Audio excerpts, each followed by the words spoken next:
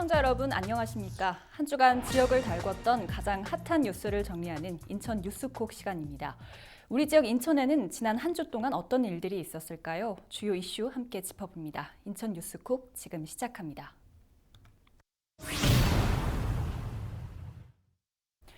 국회 행정안전위원회가 인천시를 상대로 국정감사를 진행했습니다.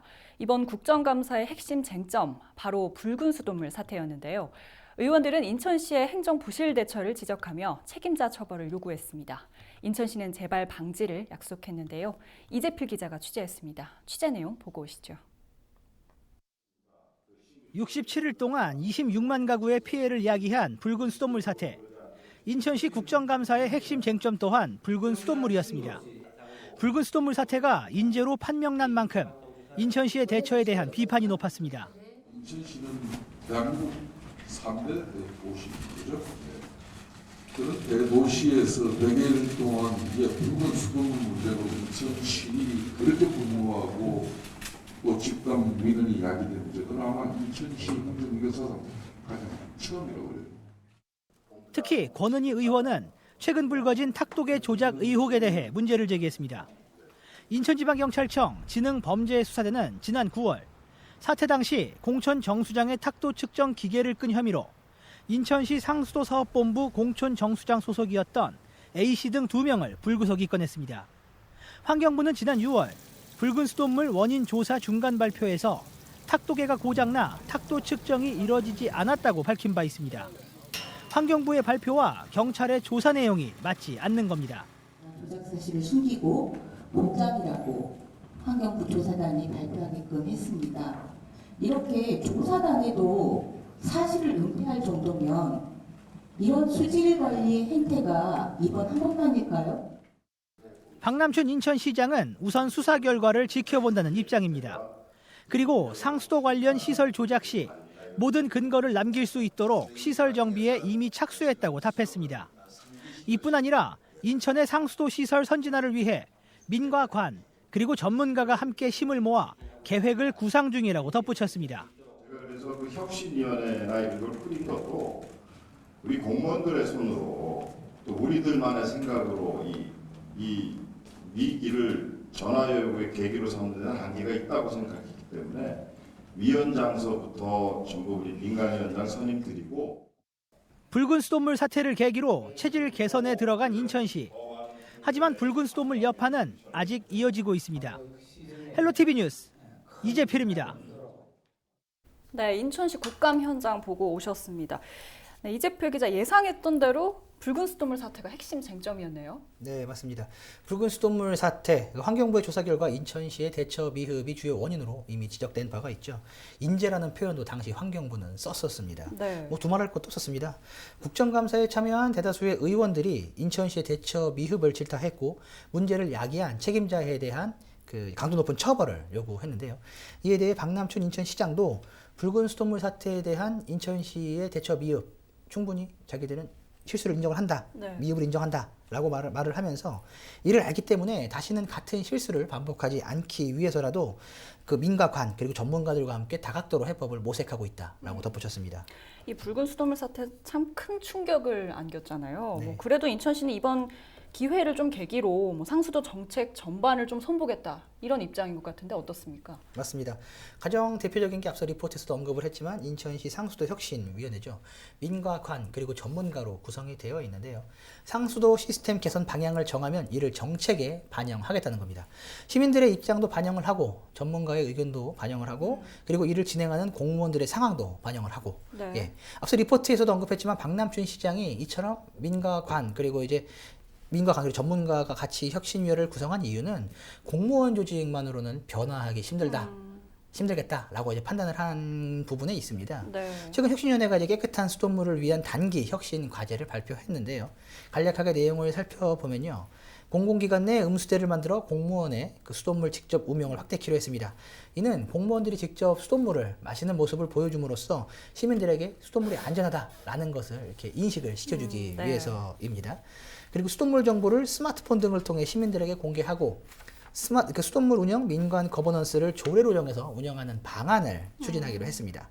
여기에 시 상수도사업본부장 임기제를 도입해서 그 시 상수도본부 이제 그 직원들의 전문성과 책임성도 강화하기로 합의했습니다. 네, 뭐 붉은 수돗물 사태 이후에 뭐 상당히 많은 움직임들이 나오고 있는 것 같은데요. 뭐 이번 인천시 국정감사에서 또 나오는 내용은 없습니까? 네, 우선 아프리카 돼지열병 사태가 있었습니다. 아프리카 돼지열병으로 인해 현재 강화 지역의 모든 돼지가 살처부된 상황이잖아요. 네. 이에 모든 돼지 살처분을 결정하게 된 배경과 매몰 지역의 오염 관리 실태, 그리고 피해 지역 주민들에 대한 보상 방안 등이 어떻게 이루어지고 있는지에 대한 질의가 집중적으로 이루어졌어요. 그리고 또 하나 주목할 만한 게 바로 지하도 상가 관리 조례 개정안인데요. 네. 현재 인천시가 이제 상위법 위반 등을 이유로 그 전대 허용 등 문제 소지의 기존 조항을 수정한 개정안을 추진 중에 있는데요. 네. 그런데 상인들의 반발에 막혀서 현재 진전을 보지 못하고 있는 그런 상황인 거죠. 이에 대해 국정감사에 나선 김민기 의원이 문제를 제기했는데 행안부가 조례 개정을 지시했음에도 인천시는 13년 동안이나 이를 방치했다. 임차 상인들은 그동안 누렸던 권리를 빼앗기니 당연히 반발할 수밖에 없다. 이를 슬기롭게 해결해 나가는 것이 시장의 책무다라고 지적을 했습니다. 이에 대해 박남춘 시장은 현재 녹록치 않은 상황이지만 최선을 다하겠다라고 답변을 했습니다. 네, 알겠습니다. 인천시 국정감사에서 여러 가지 내용이 나왔는데 뭐 아무쪼록 이번 감사를 바탕으로 조금 더 나은 정책들이 나오길 기대해 보겠습니다.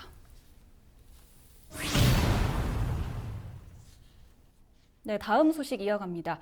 학교 비정규직 노동자들과 교육당국이 임금 교섭에 잠정 합의했습니다. 합의 내용을 비롯해 그동안의 협상 과정까지 다시 한번 짚어보겠습니다.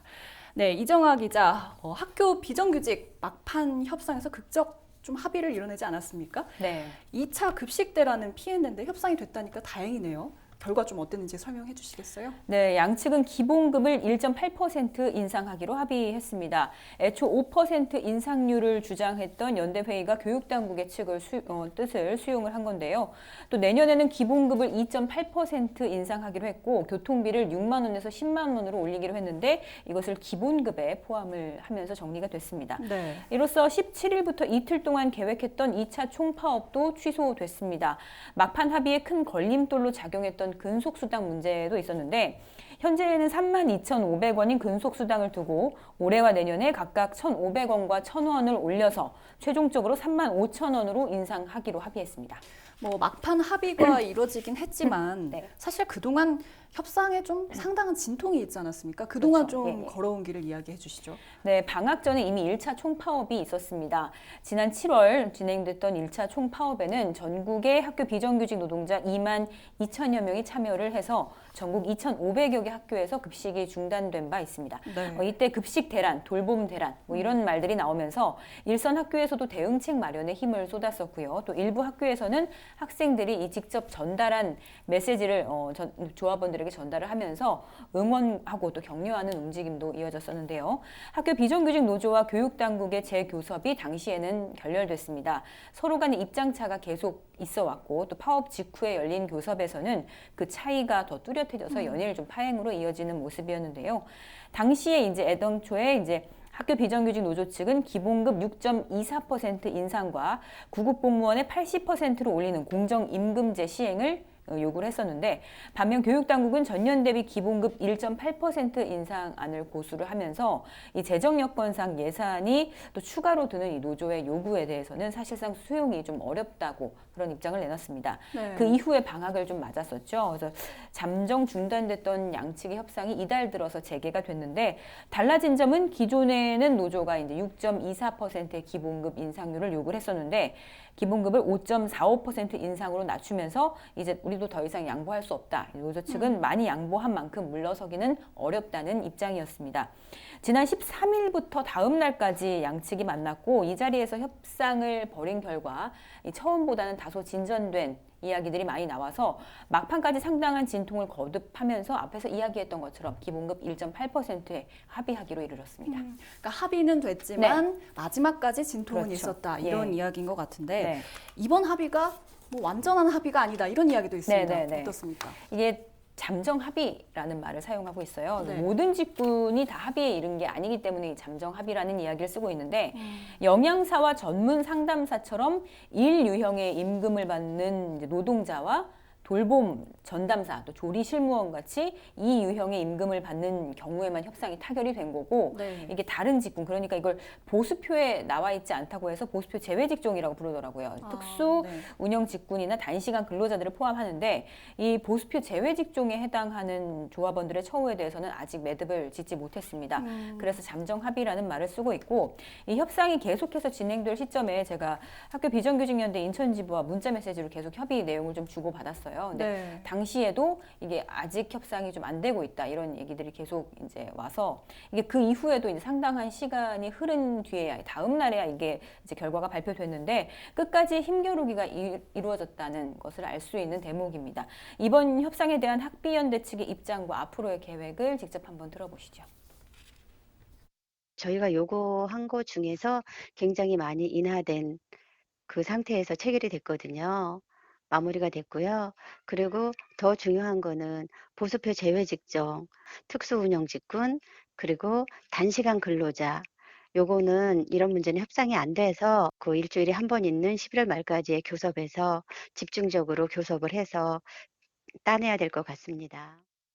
네, 여러 가지 진통은 있었지만 협상이 극적 타결되면서 유은혜 사회부총리가 농성장을 찾았다고 하던데 현장에서 어떤 이야기가 나왔습니까? 네, 학교 비정규직 노동자들은 이날 농성장을 찾은 유은혜 사회부총리에게 이 교육 공무직 법제화를 요구를 했습니다. 네.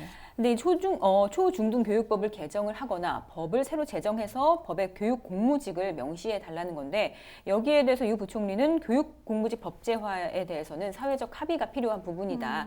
이렇게 또 조합원들을 달랬습니다. 그러면서 이런 진통이 다시금 반복이 되지 않도록 범정부 차원의 공무직 관련 노사정 협의체를 구성하겠다고 밝히기도 했습니다. 네. 일단 학교 비정규직연대와 교육당국은 집단교섭 대표 교육청인 광주시 교육청 주관으로 다음 주에 협약 체결식을 열 예정이라고 합니다. 네. 아직 남은 협상이 좀 있긴 하지만 이로써 이제 넉 달 동안 학교 비정규직 처우와 관련된 협의와 파업의 진통은 일단락된 것으로 보입니다.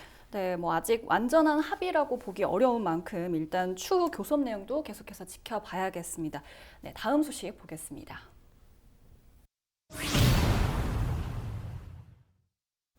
네, 한국 GM 비정규직 해고자들이 복직을 요구하며 고공 단식 농성을 진행하고 있습니다. 이들의 단식 농성에는 지역 시민사회도 동참하고 있는데요. 하지만 한국 GM은 여전히 묵묵부답입니다. 이에 민주노총이 해고자 복직을 촉구하며 대규모 결의대회를 열었습니다. 이재필 기자가 현장 다녀왔는데요. 먼저 현장 보고 오시죠. 한국 GM 비정규직 해고자 이영수 씨는 지난 8월 25일 복직을 요구하며 10m 높이의 철탑에 올라갔습니다. 고공 농성을 시작하고 52일이 흘렀습니다. 이영수 씨는 여전히 철탑 위에서 농성 중입니다. 이인화 민주노총 인천본부장은 지난 1일 단식 농성에 들어갔습니다. 단식 농성 16일차. 한국 GM은 해고자 복직에 대해 여전히 묵묵부답입니다. 인천에서 기업을 운영한다 그러면 최소한 인천 시민들에 대한 내지는 인천 노동자들에 대한 어느 정도의 배려가 있어야 되는데 그런 게 전혀 없는 이런 상황에서 더 이상 볼 것이 있는가 이런 생각을 합니다. 민주노총이 한국 GM 부평공장 앞에서 해고자 복직을 촉구하며 결의대회를 열었습니다. 결의대회에는 전국에서 모인 민주노총 조합원 약 2,000명이 참여했습니다. 지난 10일 비정규직 해고자 복직 문제를 두고 민주노총 인천본부와 한국 GM이 만났습니다. 하지만 복직에 대한 구체적인 합의를 이루지 못했습니다. 결의대회에 참여한 김명한 민주노총 위원장은 지난해 한국 GM의 회생을 위해 8,100억 원의 혈세를 투입한 건 바로 시민들의 일자리 때문이라며 하지만 한국 GM은 이 같은 약속도 지키지 않고 있다고 강조했습니다. 오늘 이 자리에서 곡기를 끊고 저 고공에서 농성 시행을 하고 있는 한국 GM에 있는 노동자들, 함께한 시민단체들은 대한민국의 국민들이고 인천의 시민들입니다. 한국 GM 비정규직 해고자 46명은 복직을 요구하며 지난 2018년 1월부터 한국 GM 부평공장 정문 앞에서 노숙 농성을 벌이고 있습니다. 정부는 한국 GM 비정규직 노동자들을 불법 파견으로 규정하고 한국 GM에게 이들 비정규직 노동자들을 정규직으로 전환할 것을 명령한 바 있습니다. 하지만 한국 GM은 정규직 전환은 물론 해고자들의 복직 요구도 거부하고 있습니다. 헬로티비 뉴스 유재필입니다. 네, 취재 내용을 지금 보니까 민주노총이 한국GM을 만나기는 했습니다. 네. 그동안 한국GM 사실 일체 대응을 안 하지 않았습니까? 그것에 네. 비하면 좀 나은 방향이라고 봐야 될까요? 어찌 보면 이제 한 발 나아갔다고 볼 수도 있을 것 같기는 한데요. 내용을 보면 조금 실망스럽기는 합니다. 네. 지난 10일 이제 민주노총과 한국GM이 고용노동부 그 인천 북부지청의 중재로 만나서 간담회를 열었습니다. 이유는 당연히 그 비정규 해고자들의 이제 복직 네. 논의였는데요. 이 자리에서 민주노총은 이제 해고자 복직을 위한 논의 기구를 구성하자라고 이제 제안을 했습니다. 네. 그런데 한국GM이 이에 대해서 별다른 입장을 밝히지 않은 거죠. 예. 간담회가 당연히 간담회가 소득 없이 끝이 나고 만 겁니다. 지금까지 비정규직 문제는 용역업체와 비정규직 간 해결해야 될 문제다라는 게 한국GM의 공식적인 입장이었는데요. 간담회 자리에 나선 것에 대해서 이제 어떻게 보면은 긍정적으로 이제 앵커께서 말씀하셨던 것처럼 긍정적으로 이제 뭐 논의 테이블에 앉은 거 아니냐라고 이제 긍정적으로 볼 수도 있을 것 같기는 한데 하지만 무엇보다 중요한 것은 간담회에서 보여준 한국GM의 입장은 지금까지와 별반 크게 다르지 않다라는 부분입니다. 지금 현재 그 한국GM 비정규직 해고자들의 입장을 좀 보면 부평 2공장의 확대 운영을 좀 기대를 하고 있잖아요. 네. 이런 부분에 대한 계획은 나왔습니까? 아직 나오지 않았습니다. 한국GM이 이제 지난해 부평 2공장을 기존 2교대에서 이제 1교대로 축소를 하죠. 이 과정에서 많은 비정규직 노동자들이 계약 해지를 당했습니다. 약 한 150명 정도가 계약 해지된 것으로 현재까지는 지금 추정이 되고 있는 그런 상황인데요. 네. 그런데 최근 한국GM이 이 축소했던 한국GM이 부평 2공장을 다시 이제 2교대로 확대하는 방안을 추진 중인 것으로 이제 보이는 거, 이게 추진되고 있는 것으로 지금 확인이 되고 있는 거죠. 네네. 2교대로 확대가 되면 당연히 인력이 1교대로 축소됐을 때 인력이 감축됐잖아요. 당연히 그럼 2교대로 확대가 되면 인력 확충이 이루어져야겠죠. 네. 이에 이제 그 복직을 희망하는 비정규직 노동자가 46명인데 이번에 이게 2교대로 확대가 될 경우에 필요한 인력이 약 700명 정도로 지금 노동계에서는 지금 추산을 하고 있어요. 네. 이제 충분히 채우고도 남는 이런 숫자인 거죠. 때문에 비정규직 해고자들은 지금이 기회다. 이제 확대가 된다라면 지금이야말로 복직할 수 있는 최고의 기회다라고 생각을 했기 때문에 고공농성과 단식농성을 이제 시작을 한 겁니다. 이에 대한 어떤 공감대가 지역 시민사회에서도 공감이 됐기 때문에 노동계 그리고 지역 시민사회까지도 단식농성에 동참을 지금 현재 하고 있는 상황인데요. 바로 이 부분 때문입니다. 이번 기회에 이 비정규직 문제를 이제 해고자들 문제를 복직으로서 풀어야 한다라는 데 지금 공감대가 형성이 되어 있는 그런 상황인 거죠. 그런데 한국GM 아직까지 2교대 확대 계획을 발표하지 않고 있습니다. 한국GM 측에서는 저희도 취재를 했는데 입장은 2교대 확대에 대해서 논의를 하고는 있지만 아직 확정된 바는 아니다. 때문에 이들 해고자들에 대한 복직을 논하는 것은 아직 너무 이르다. 아직 결정된 바가 없기 때문에 논할 수가 없다라는 게 한국GM의 공식 입장이었어요. 근데 현장에서 이제 노동계의 어떤 이야기를 좀 종합을 좀 해보니 올 12월에는 2교대로 확대 운영할 것으로 예상된다고 현재 네. 보고 있는 상황입니다. 이 부분을 놓고 보면 올해 안에는 어떻게든 협상을 마무리해야 하지 않을까 이렇게 생각이 됩니다. 네, 근데 결의대회 현장 모습을 보니까 민주노총 투쟁 수위 상당히 높을 것 같은데 어떻습니까? 네, 맞습니다. 이날 결의대회에는 이제 약 2,000명, 전국에서 모인 민주노총 조합원 약 2,000명이 모였는데요. 네. 최근에 열렸던 한국GM 비정규직 관련 그 집회 중 가장 많은 인원이 모인 상황이었습니다. 저도 현장에 가봤지만 굉장히 많은 사람들이 모여서 굉장히 뜨거운 열기를 보여줬는데요. 네. 민주노총 결의대회를 열고 총력으로 대응하겠다는 입장을 밝혔죠. 단상에 올라선 이인하 민주노총 인천본부장은 한국GM이 결의대회 이후에도 반응을 보이지 않는다면 물리적 방안 등 여러 상황을 고려하겠다라면서 그동안 사용하지 않았던 방법까지 동원해서 대응하겠다라고 강한 어조로 강력하게 피력을 했습니다. 우선 대규모로 결의대회가 진행이 됐고 비정규직 문제를 두고 그 민주노총과 한국GM이 논의석상에 앉았던 만큼 우선 한국GM의 반응을 한번 봐야 할 것 같습니다. 네, 알겠습니다. 한국GM 비정규직 문제 아무쪼록 하루빨리 잘 해결되길 기대해 보겠습니다. 한 주간의 핫이슈로 마련한 인천 뉴스콕, 오늘 준비한 소식은 여기까지입니다. 앞으로도 지역 주요 현안은 물론 숨겨진 소식을 더욱 심도 있게 콕콕 짚어드리도록 하겠습니다. 시청해주신 여러분 고맙습니다.